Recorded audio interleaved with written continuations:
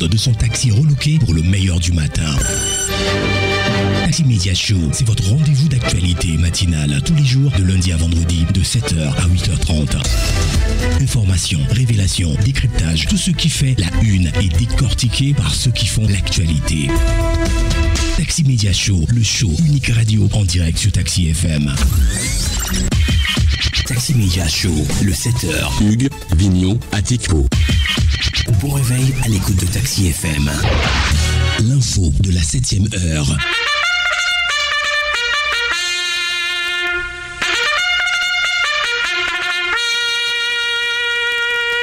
« 7h, 8h15, Irrigator et les rédactions sont à l'antenne pour le show du matin. »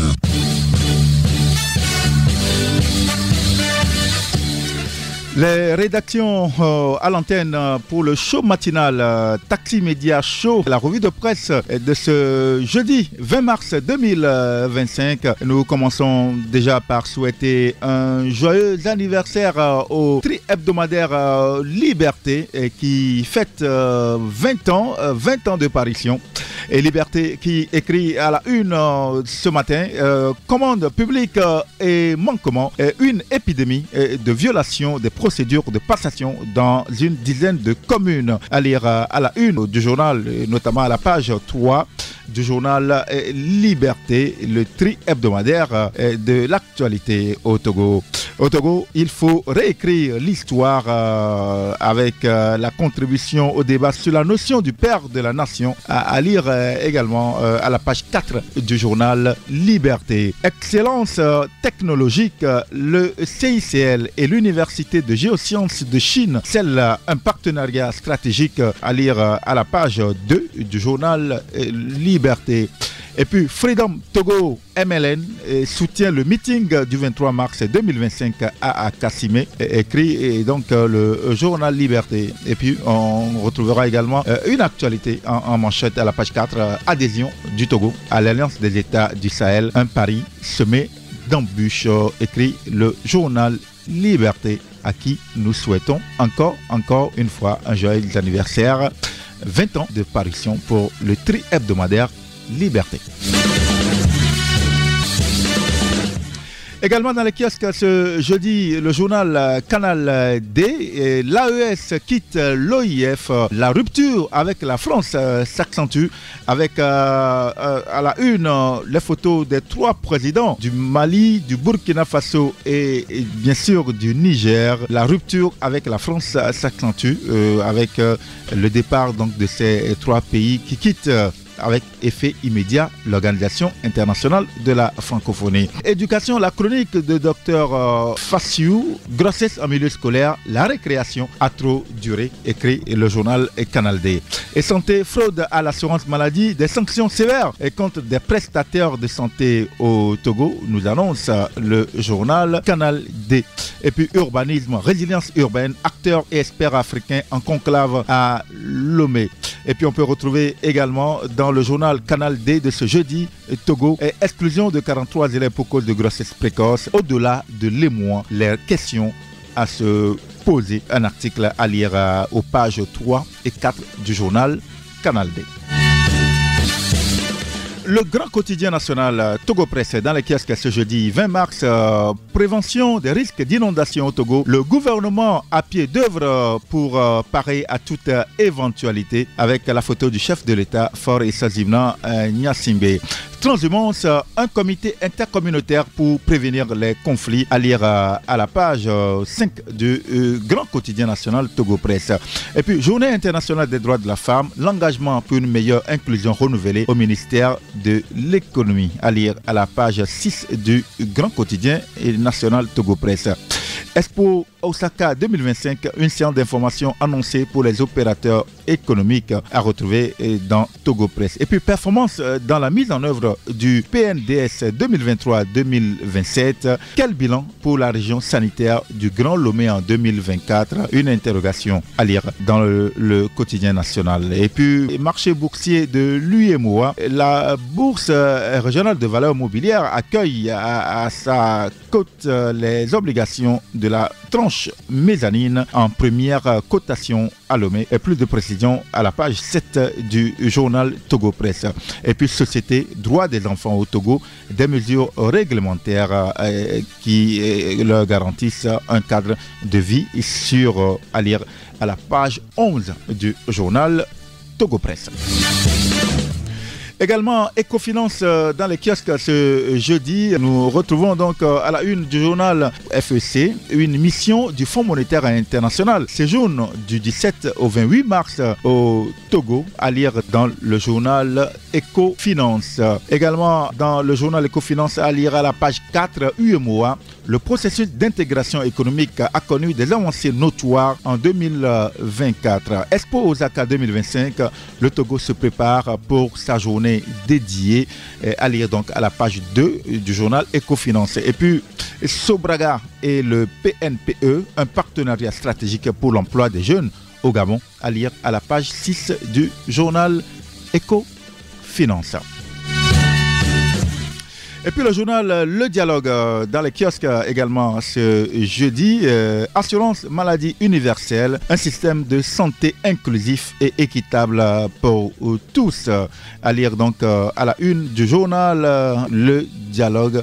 L'article même à lire à la page 4 du journal Le Dialogue. Prévenir les tensions liées à la transhumance, l'engagement de Yak Damran, à lire à la page 6 du journal Le Dialogue.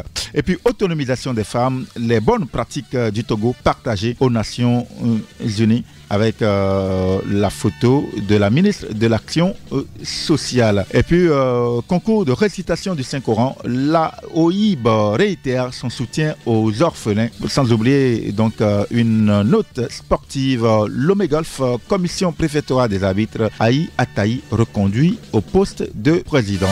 Des articles à lire dans le journal Le Dialogue plus précisément. La chronique de la semaine qui paraît tous les jeudis dans les kiosques. La chronique, on peut retrouver assurance maladie universelle, Schoolamu, soins couverts et sanctions contre les fraudeurs, avec en photo la photo donc de Ingrid Awade, la directrice générale de la Caisse nationale de sécurité sociale, à la une du journal chronique de la semaine. On peut également retrouver donc dans ce journal Christian Ignacio Barriga renvoyé à ses fonctions au niveau du CNCCS. Et puis diligence pour les municipales, critique de quelques articles de la nouvelle constitution. L'ANC donne-t-elle finalement le feu vert à la 5e République? Madame Bojo Enyonam, maire d'Agwenive 5, démissionne de l'ANC. Tous ces articles à lire à la page 3 du journal chronique de la semaine. S'affaire, le DG Ouchancha maintient le cap du renforcement des capacités des régisseurs au poste de péage. À la page 6 du journal chronique de la semaine. Et puis, car Art Evala 2025, Madame Atafenam Belei a échangé avec le Premier ministre Victoire Tomega Dogbe. Un article que vous pouvez lire à la page 2 du journal chronique de la semaine. Sans oublier énième tentative de dégrisement de l'ancien hôtel de la paix et si sa réhabilitation était la meilleure solution. Une interrogation que vous pouvez retrouver à la page 5 du journal chronique de la semaine.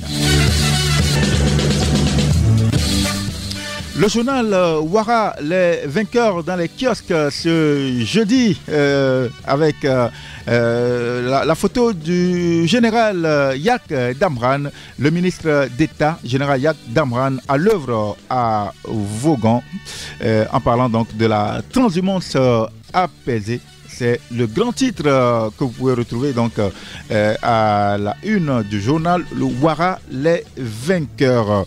Et puis sécurité hydraulique, une priorité gouvernementale, à lire à la page 3 du journal Ouara, les vainqueurs. Schoolamu, plus de 356 millions dépensés par l'État togolais. Vous pouvez retrouver donc l'article à la page 4 du journal Ouara, les vainqueurs.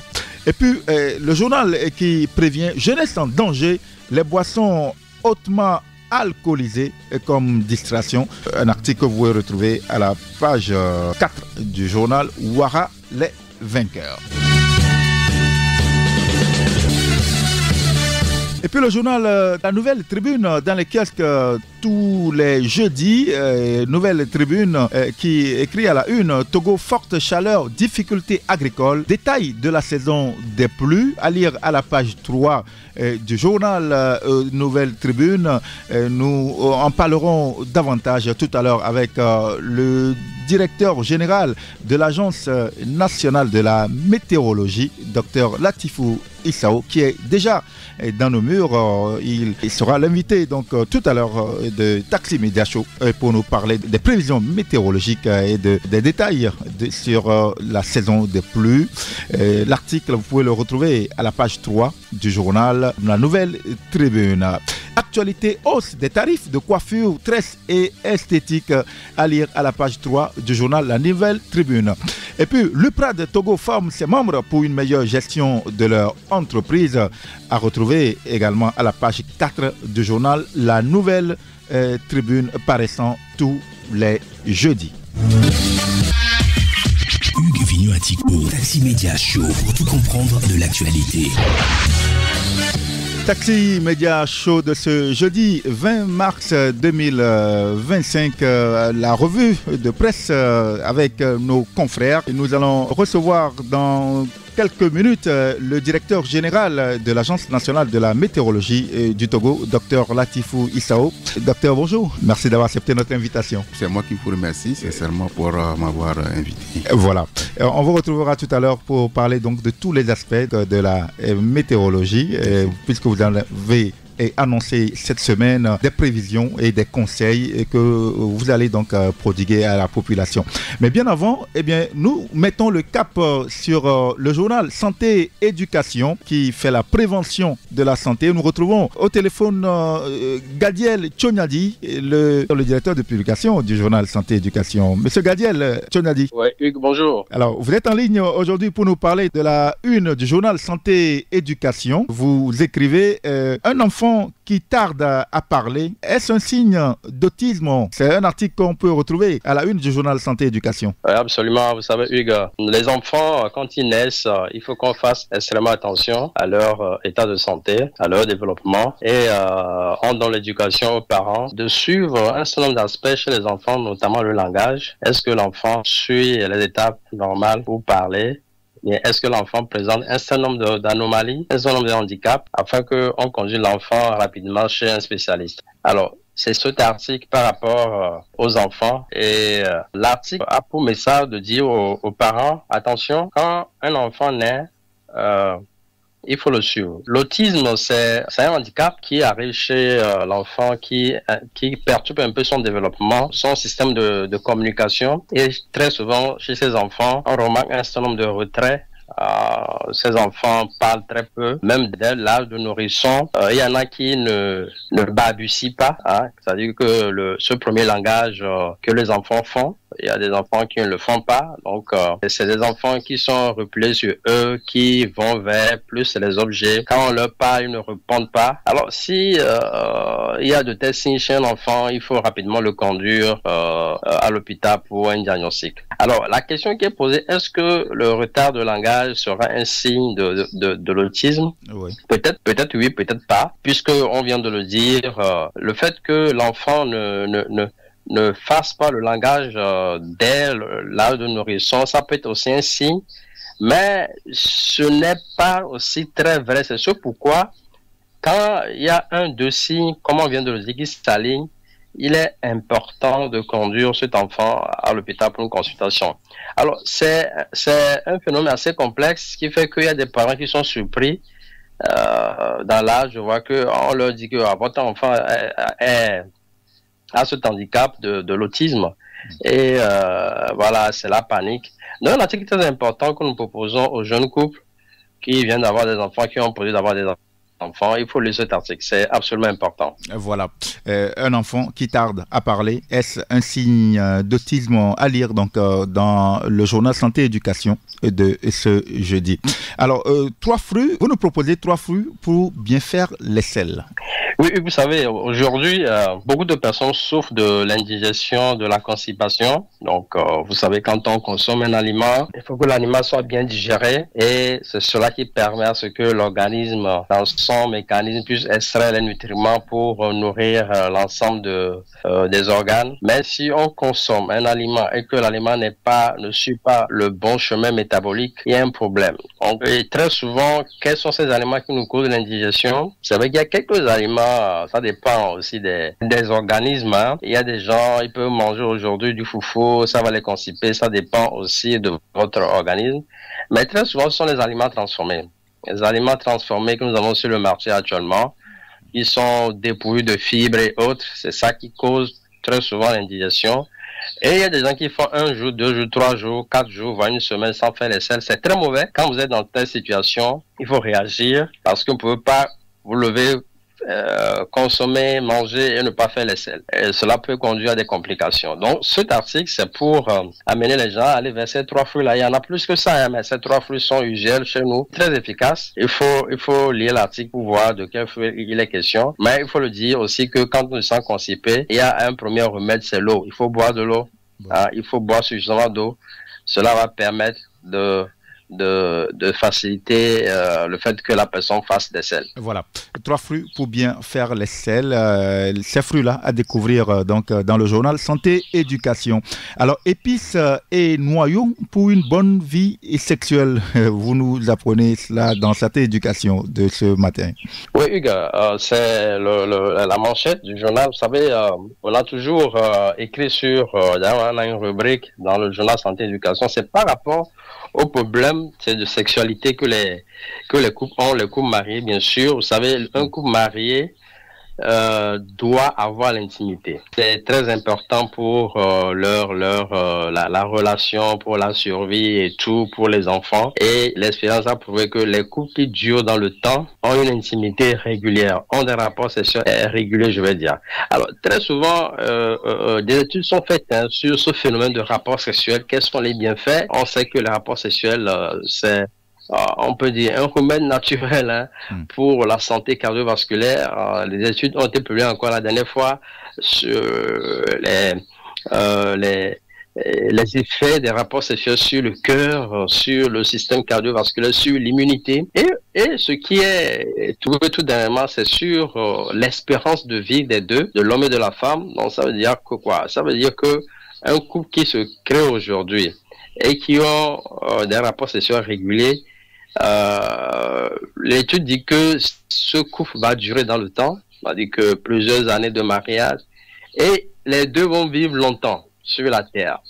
Donc, c'est des études qui prouvent cela. Et nous disons que c'est très important, mais aujourd'hui, on sait que dans certains couples, la libido est en panne. Hein? Les rapports sexuels sont en panne, peut-être que dû au stress, à l'anxiété, voilà, au sein professionnel, comme on vient de le dire, ou bien même à la baisse de l'érection, on va dire, chez l'homme, ou bien voilà, la femme ne se sent plus dans la libido. Alors, cet article, c'est pour réchauffer un peu ce côté dans le couple. Et nous avons pour cette semaine, nous proposons plutôt des fruits. Je veux dire des épices et des noyaux, des épices qui sont là chez nous, dans le gingembre, dans la cannelle, voilà, le clou de girofle, et puis 2 noyaux que nous avons chez nous et que peut-être les gens ne savent pas que cela agit beaucoup sur la sexualité. C'est la noix de cola et puis le noyau d'avocat. La saison des avocats s'annonce comme ça, on commence par avoir plus d'avocats sur le marché.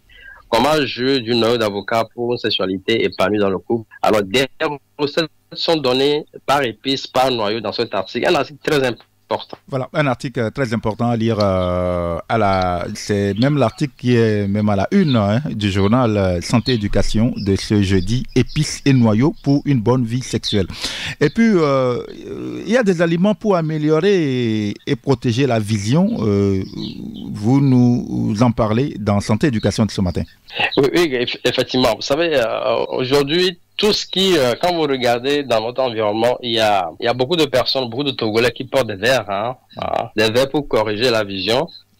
Et chez certains, c'est vrai que c'est de la fantaisie, mais beaucoup ont des vrais problèmes pour regarder loin, pour regarder près, pour regarder pendant la nuit et tout. Et les gens confessionnent des verres par rapport à leurs problèmes.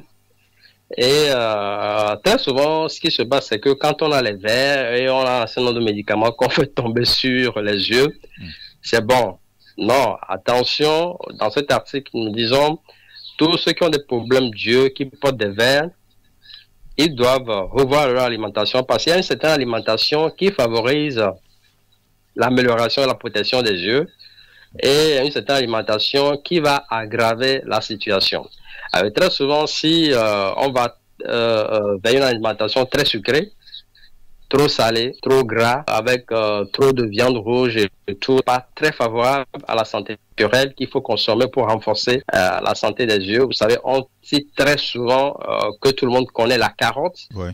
La carotte, c'est ce légume très important pour la santé des yeux. Il y a d'autres aliments que nous citons dans cet article, accompagnés de recettes très importantes, ce qu'il faut faire à la maison. Quand on porte des lunettes pour corriger un certain nombre de mots au niveau des yeux, faire très souvent ces recettes, cela va renforcer tout le traitement qu'on vous a prescrit, y compris les médicaments, y compris l'effet des lunettes. C'est très important pour la santé des yeux. Voilà, ces aliments qui sont importants pour améliorer donc la vision.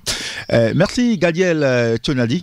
Et merci à vous aussi. Je rappelle également que le journal Santé Éducation, vous pouvez l'avoir en ligne. Vous pouvez avoir donc le journal Santé Éducation. Vous pouvez donc l'acheter en ligne sur le www.santé-éducation.tg pour avoir donc le journal Santé Éducation. Gadiel Tchonadi, merci beaucoup. On va vous laisser partir avec cette chanson de Santrinos Raphaël, Ma vie doit changer. Et lorsque nous serons de retour, nous serons en compagnie du directeur général de l'Agence nationale de la météorologie. À bientôt, Gadiel Tchonadi. Oui, à bientôt, merci. Bonne journée. Bonne journée.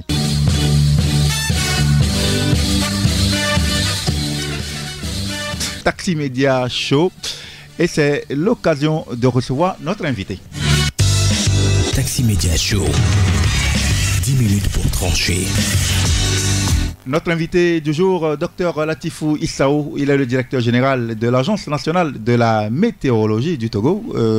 Monsieur le directeur, bonjour. Bonjour Hugues, bonjour les auditeurs et auditrices de Taxi FM. Voilà, merci d'avoir accepté notre invitation. Alors, l'Agence nationale de la météorologie nous renseigne chaque matin sur le temps, la météo, la pluviométrie.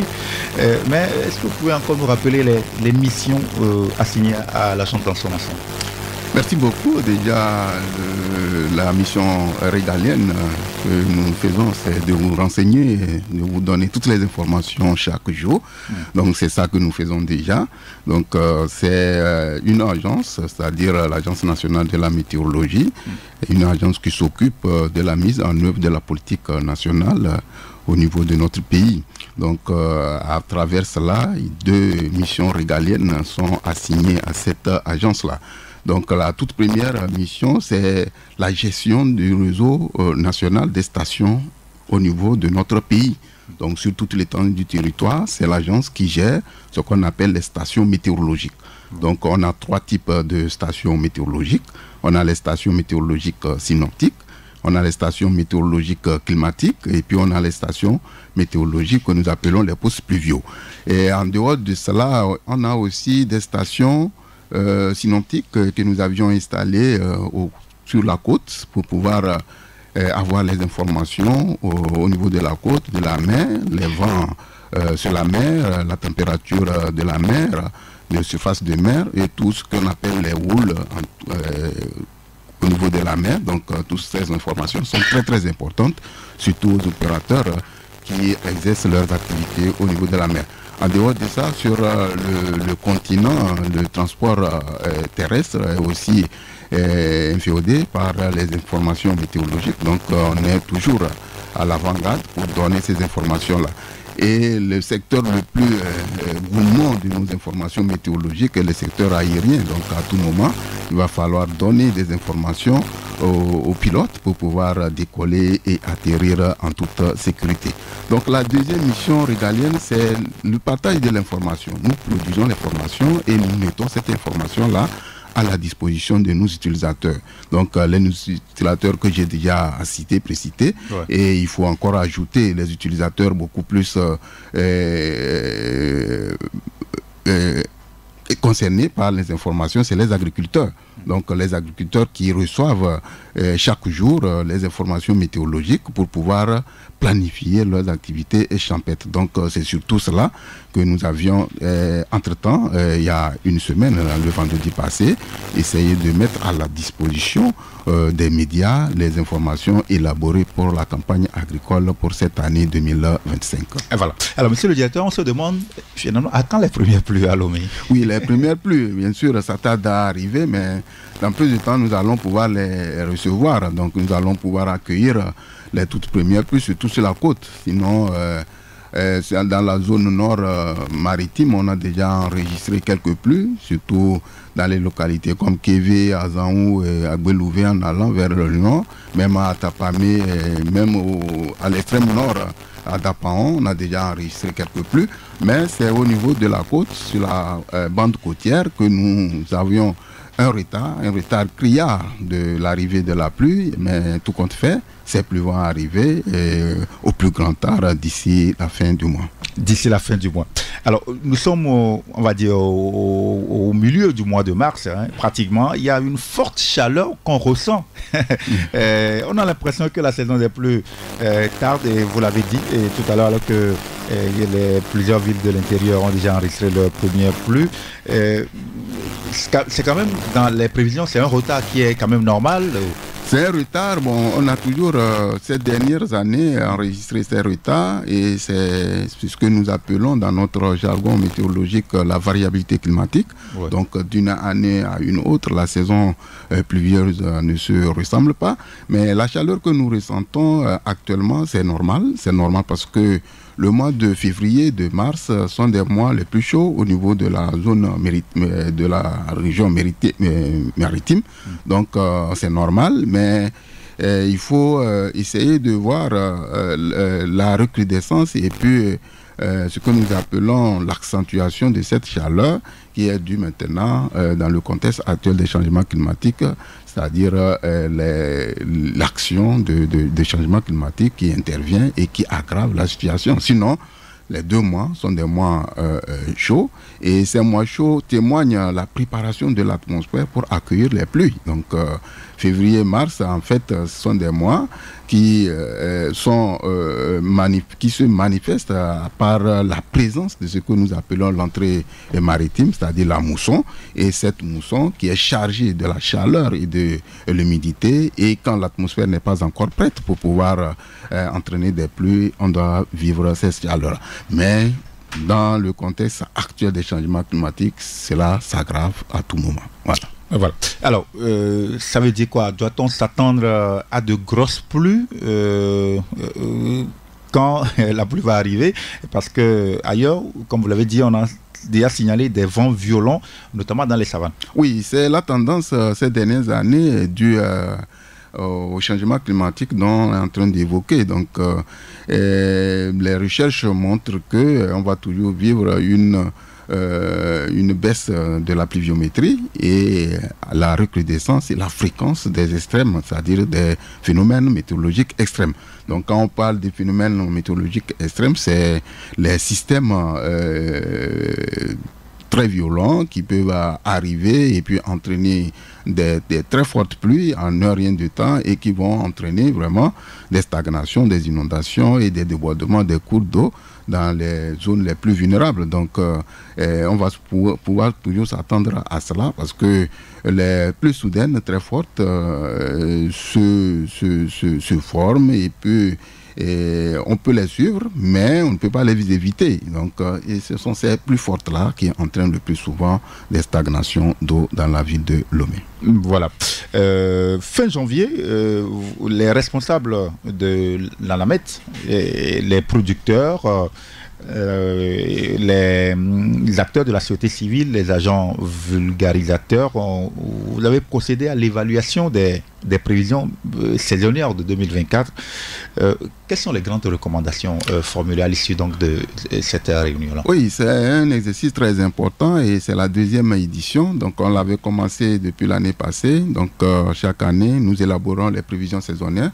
Donc il faut marquer un petit temps pour pouvoir vérifier et voir si ce que nous faisons est vrai ou faux. Donc c'est dans ce sens-là que nous avions essayé de le faire et en réunissant les acteurs que vous venez d'évoquer. Donc à Kara, on a pu essayer de voir et la plupart du temps, les acteurs ont pu nous témoigner et on a vu que voilà, ceux qui vraiment suivent régulièrement nos informations météorologiques ont pu s'en sortir parce que à chaque début, on essaie de donner les orientations par rapport au début de la saison.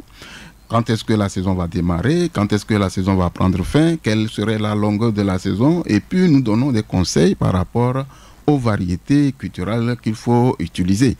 Donc, la plupart du temps, les utilisateurs de nos informations qui suivent très bien nos orientations arrivent à s'en sortir. Donc, la plus grande recommandation que nous avions pu faire à Kara, c'est d'inciter nos acteurs de pouvoir suivre régulièrement les informations que nous élaborons.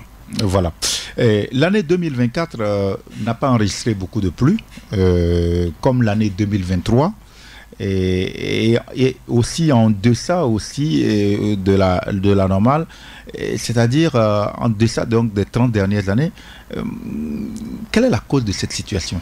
Oui, c'est cela que j'évoquais, la variabilité climatique. Donc quand on parle de la variabilité climatique, c'est ce que nous appelons la fluctuation des phénomènes ou bien des paramètres météorologiques. Ici, le paramètre météorologique le plus concerné, c'est la pluie.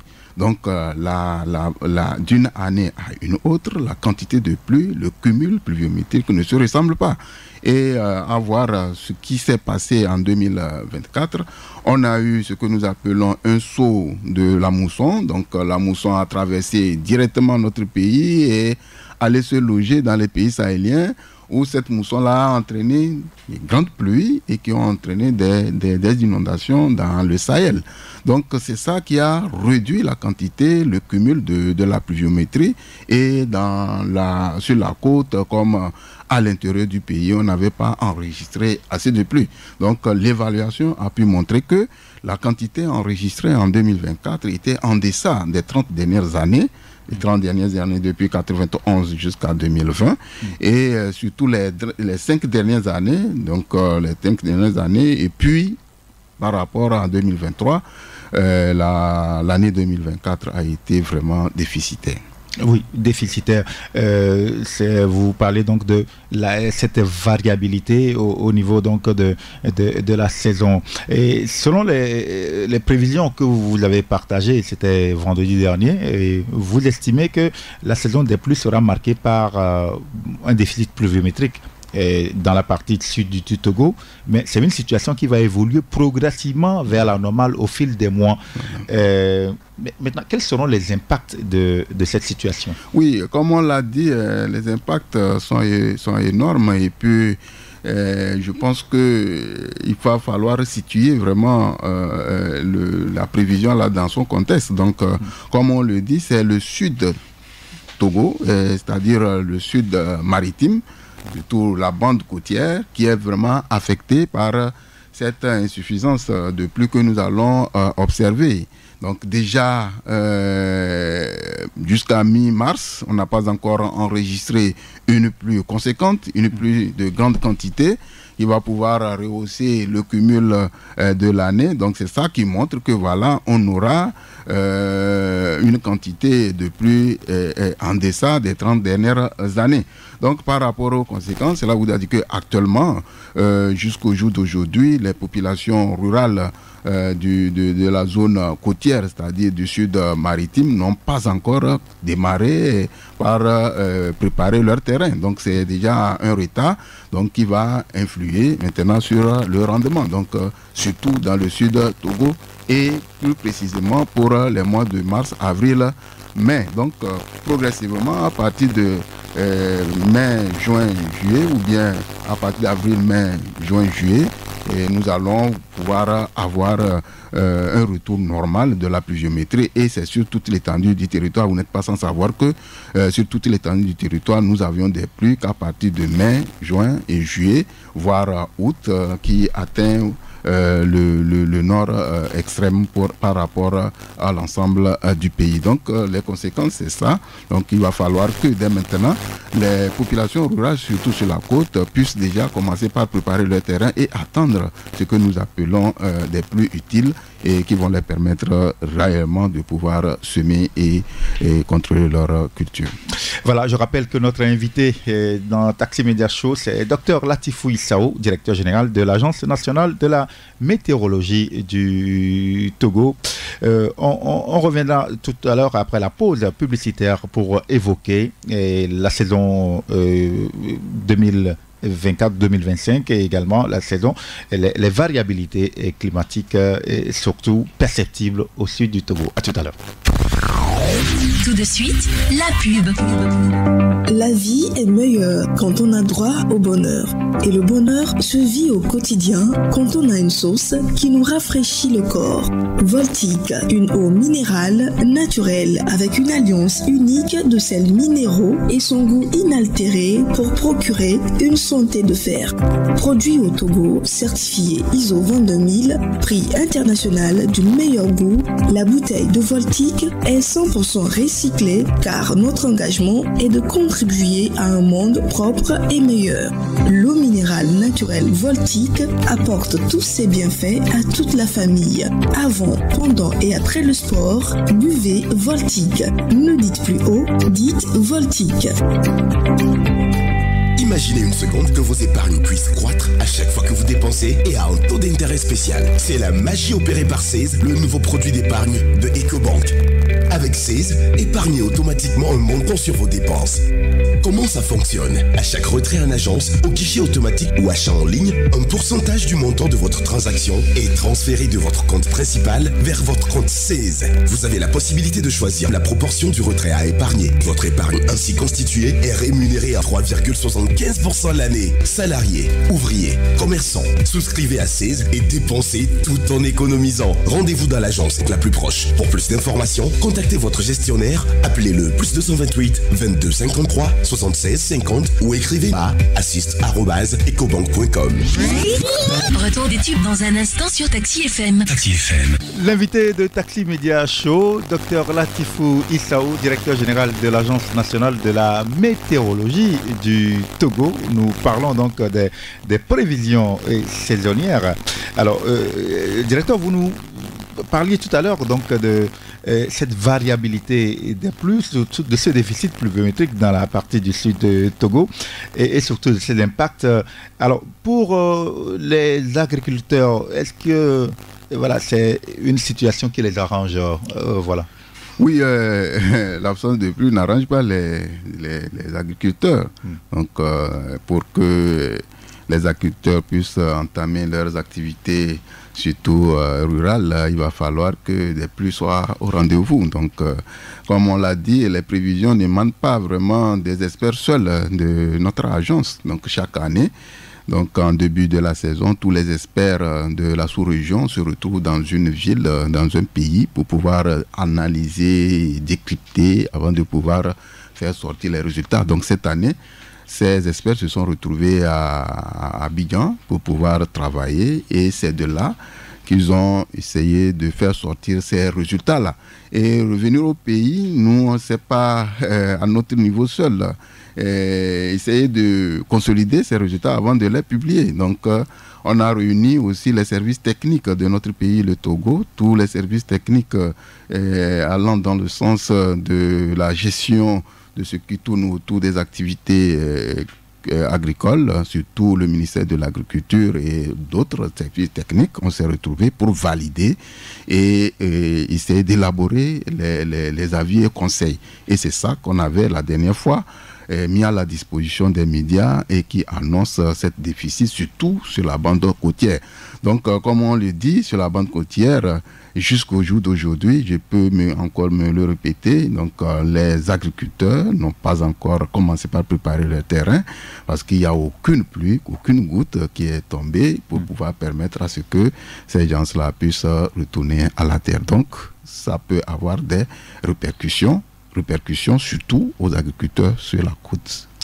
Vous savez pourquoi je pose la question? Ah oui. Le bol de maïs déjà cumule vers 1000 francs CFA. Est-ce que on peut s'attendre encore, s'il n'y a pas de pluie, il n'y a pas d'activité champêtre, donc forcément que il y aura encore augmentation des prix des produits? Non, il y a une lueur d'espoir parce que la majorité des agriculteurs qui essaient de pouvoir produire le maïs, ce n'est pas les agriculteurs de la côte, c'est surtout les paysans qui se trouvent dans la région des plateaux et puis surtout dans la centrale.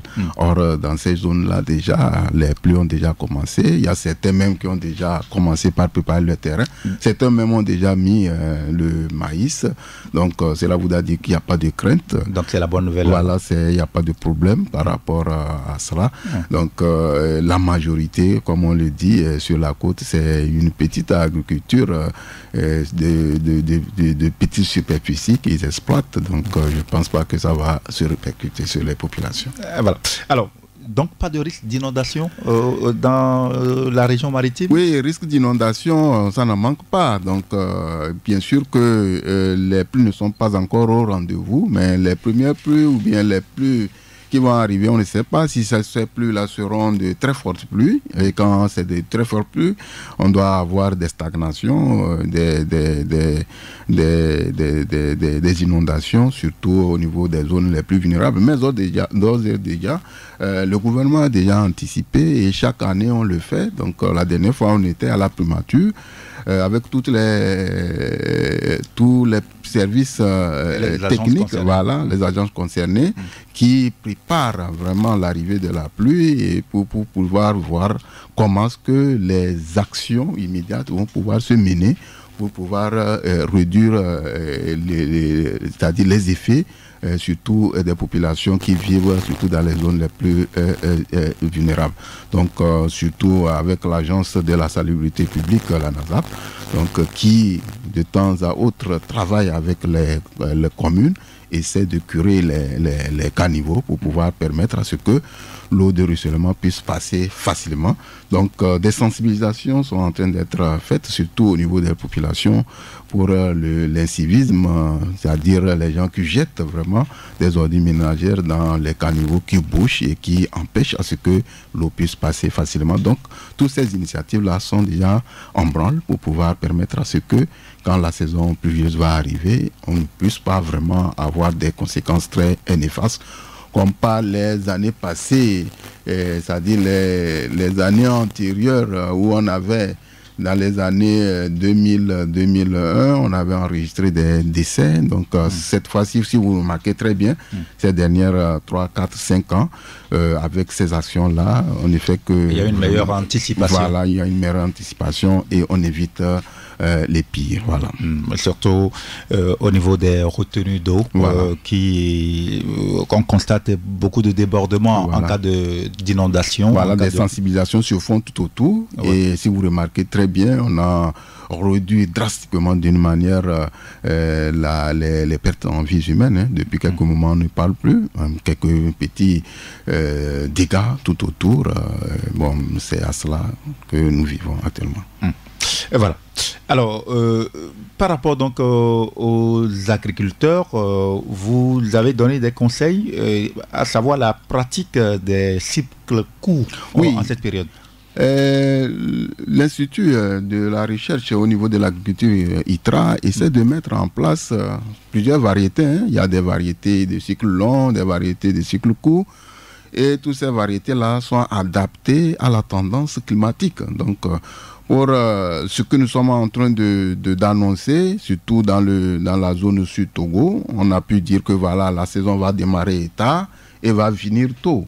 Et quand ça démarre tard et ça finit tôt, cela vous a dit que la saison culturelle ne sera pas tellement longue. Et quand la saison culturelle n'est pas longue, les cultures adaptées sont des cycles courts et sont des cycles qui vont pouvoir permettre d'avoir un très bon rendement.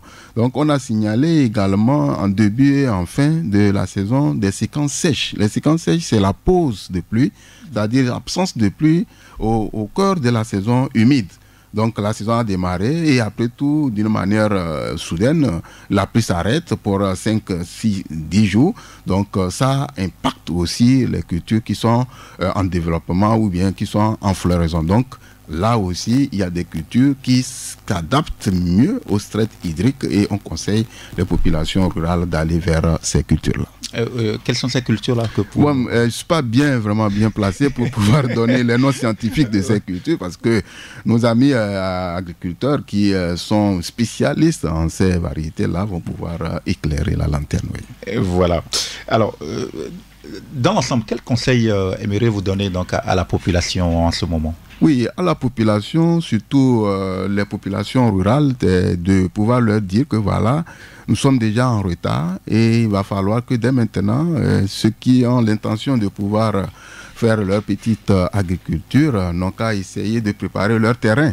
Donc, ils préparent leur terrain, ils essaient d'attendre et puis voir déjà aller vers les services techniques, les conseils agricoles pour pouvoir avoir les variétés de cycle court là entre les mains et que quand la première pluie utile, quand on appelle première pluie utile, c'est une pluie conséquente qui va pouvoir mouiller le sol et permettre à ce que quand on met la graine, elle puisse germer. Donc quand la première pluie utile tombe, il ne faut pas qu'ils hésitent, ils n'ont qu'à rapidement mettre ces graines-là et attendre un bon rendement. En dehors de ça, les populations qui vivent surtout au niveau des zones les plus vulnérables, tout autour des bassins, tout autour du lac Togo, tout autour du fleuve Mono, le bas Mono, doivent faire énormément attention et éviter vraiment des cultures qui vont jusqu'aux lumineux, qui peuvent vraiment entraîner à ce que quand il y a débordement, ils soient affectés. Donc ces gens-là doivent vraiment prendre des dispositions pour pouvoir essayer de pouvoir dégager peut-être les lieux au moment où la situation commence et pour pouvoir sauver leur vie. Voilà. Voilà, c'est très très très important de prendre les précautions, voilà. Surtout ceux qui sont tout autour donc des bassins. On sait généralement que pendant les périodes pluvieuses, ils n'arrivent pas véritablement à avoir la mainmise et que généralement ces bassins débordent et empêchent véritablement les activités culturelles et autres. À l'endroit des agriculteurs de la côte, ils doivent encore patienter un peu. Voilà. Donc ils doivent patienter et déjà ce qu'on vient de le dire, il faut encore se répéter, donc ils doivent déjà préparer leur terrain. Ils préparent, ils attendent. Parce que tout compte fait, la pluie va pouvoir arriver et quand elle arrive, il faut qu'ils profitent des premières pluies pour qu'ils puissent aller très vite, qu'ils ne soient pas encore en retard. Donc c'est le lieu ici de saluer éventuellement les actions phares de l'Agence nationale de la protection civile et surtout l'Agence de la salubrité nationale de la salubrité publique qui, dès chaque début de saison, essaie de mettre des actions phares en place pour pouvoir atténuer, pour pouvoir aider les populations vivant dans les zones les plus vulnérables à pouvoir s'en sortir les moments venus. Donc nous, à l'Agence nationale de la météorologie, on est à l'avant-garde et on arrive à donner à tout moment ces informations-là qui les permettent de pouvoir anticiper les choses et nous le faisons régulièrement avec vous, que nous remercions sincèrement les médias et qui relaient à tout moment nos informations, surtout les alertes que nous lançons qui permettent à ce que les populations puissent se mettre à l'abri. On vous remercie également parce que vous accentuez ces dernières années la communication. Aujourd'hui, on a en temps réel les prévisions météorologiques qui nous renseignent sur s'il va pleuvoir le soir, s'il va pleuvoir le matin. Avant, ceux qui étaient sceptiques par rapport à la météo du Togo, aujourd'hui, ces doutes sont levés parce qu'aujourd'hui, les prévisions sont véritablement assez précises. Et lorsque vous nous donnez ces informations, quand on les suit, on prend les dispositions. Merci. Oui, c'est l'occasion de remercier le gouvernement qui nous accompagne à tout moment, surtout dans le renforcement des capacités, au niveau de nos experts et surtout dans le renforcement des capacités des infrastructures. Actuellement, on a des infrastructures nouvelles qu'on a pu installer et qui nous permettent de pouvoir produire des informations beaucoup plus fiables. Donc, chapeau au gouvernement qui nous accompagne de tout temps. Et on attend encore parce que à tout moment, il y a des informations pointues, il y a des nouvelles choses qui arrivent et on attend toujours que le gouvernement nous accompagne, surtout financièrement, pour permettre à ce que nous puissions atteindre nos objectifs. Au niveau donc des agences qui sont sur la côte, notamment le Togo, le Ghana, la Côte d'Ivoire, comment est-ce que vous travaillez en symbiose pour produire ces données, parce qu'on sait que véritablement les pays qui sont sur la côte, vous avez des informations précises. Quelle collaboration vous faites entre ces agences de météorologie du Togo, du Ghana, de la Côte d'Ivoire surtout, pour pouvoir produire ces données-là? Oui, c'est très important ce que vous êtes en train de dire. Ce que nous vivons actuellement, ce n'est pas la ville de Lomé seule, ce n'est pas le Grand Lomé seul, ce n'est pas le sud maritime seul. Donc c'est la même situation au niveau de Cotonou, c'est la même situation au niveau de Lomé, c'est la même situation au niveau d'Accra, Tema, Abidjan, surtout la bande côtière là. Ouais. Elle est vraiment, ces moments-ci, affectée par rapport à cette insuffisance de pluie. Bien sûr qu'il y a des moments, des pluies soudaines viennent aggraver et entraîner des inondations dans ces villes, mais la diminution, la réduction du cumul de pluie affecte ces pays-là. Et à tout moment, nous travaillons en collaboration. Nous espérons toujours se retrouvent, ils échangent et des fois même par communication, par des images satellitaires, nous arrivons à se compléter. Donc il y a un phénomène qui s'annonce déjà au Nigeria et qui sait qu'il doit arriver au niveau de Cotonou, à Lomé. Donc en communication directe avec nos experts, nos collègues du Nigeria, on échange et on suit l'évolution du système. Si le système perdure et arrive à Cotonou, nos amis de Cotonou nous le signalent que le système est toujours persistant et que peut-être il va pouvoir arriver sur Lomé, ainsi de suite. Et puis c'est ce que nous travaillons d'une manière collégiale. Donc cela vous a dit que la collaboration est tellement parfaite entre les différentes agences. On se retrouve grâce à l'initiative de l'Organisation météorologique mondiale qui nous appuie régulièrement, surtout dans l'opérationnalisation et dans le renforcement des capacités techniques pour pouvoir élaborer ces informations beaucoup plus fiables. Et une petite anecdote, il faut le dire, l'année dernière, en 2020, donc on a pu faire l'évaluation au niveau de notre pays, le Togo, et le taux de pourcentage de réussite de nos informations est à 85%. Donc nous sommes en train et on espère arriver pour les phénomènes météorologiques, surtout naturels. On ne peut pas arriver à 100%, mais il faut pouvoir arriver et évoluer à des pourcentages les plus supérieurs pour l'intérêt général de nos communautés. Justement, je posais la question parce que j'ai vu une information de la météo où on nous a dit que la pluie, il y a un vent violent avec la pluie au niveau de Lagos et que dans 4 heures de temps, le phénomène va se répandre aussi bien sur la bande de Cotonou que de Lomé et d'appeler donc les populations à se préparer parce que dans 3, 4, 5 heures de temps, il y aura donc la pluie. Ça veut dire que véritablement, vous travaillez en symbiose au niveau donc de l'agence météorologique au niveau de la côte. Docteur Latifou Issao, directeur général de l'Agence nationale de la météorologie du Togo, merci beaucoup. Est-ce que vous avez un dernier mot, surtout un conseil au niveau de la population togolaise? Oui, au niveau de la population togolaise, c'est de pouvoir inciter la population, tout le monde dans l'activité qu'il exerce, il va falloir prendre en compte ce que nous appelons l'information météorologique qui devient actuellement un intrant.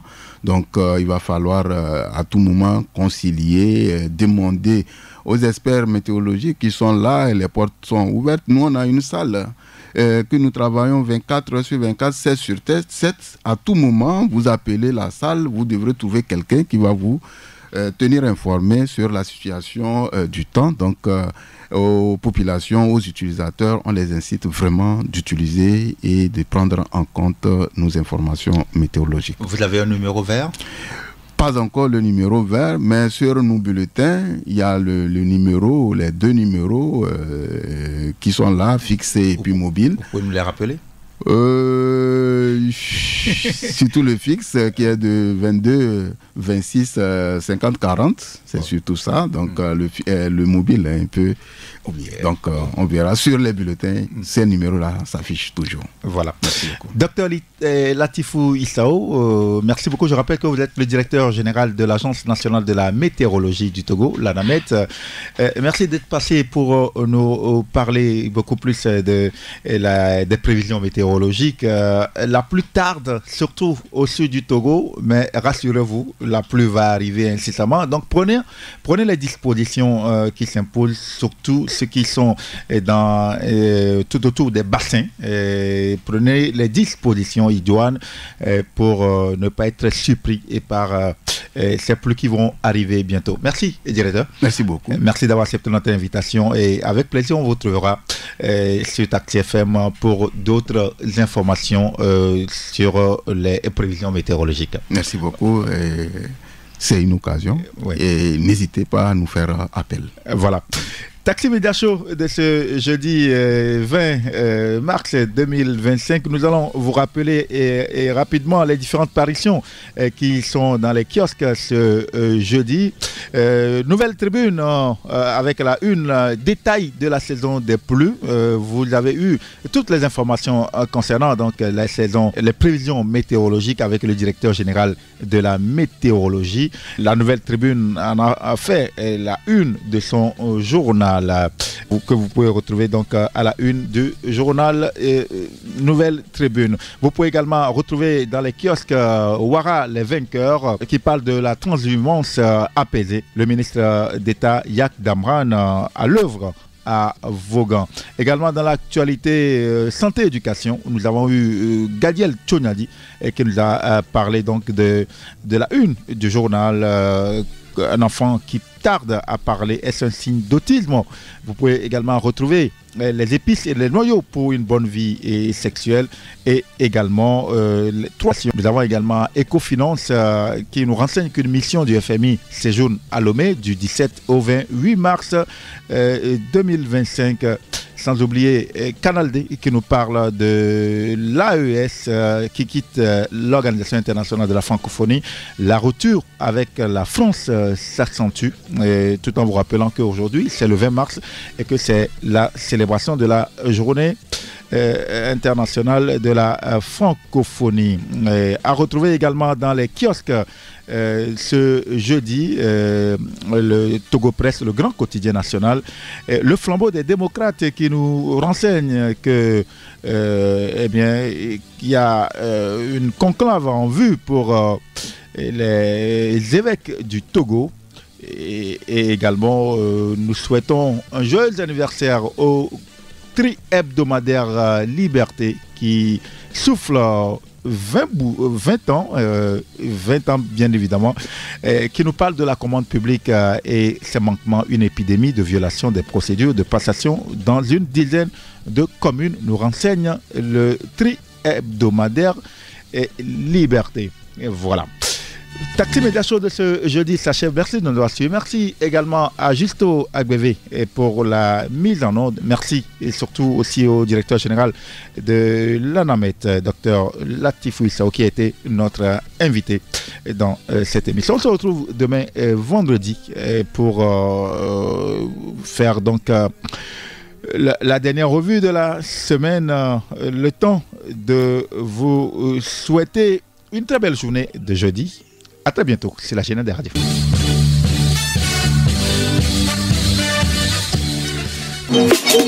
Taxi Média Show, rendez-vous au prochain numéro.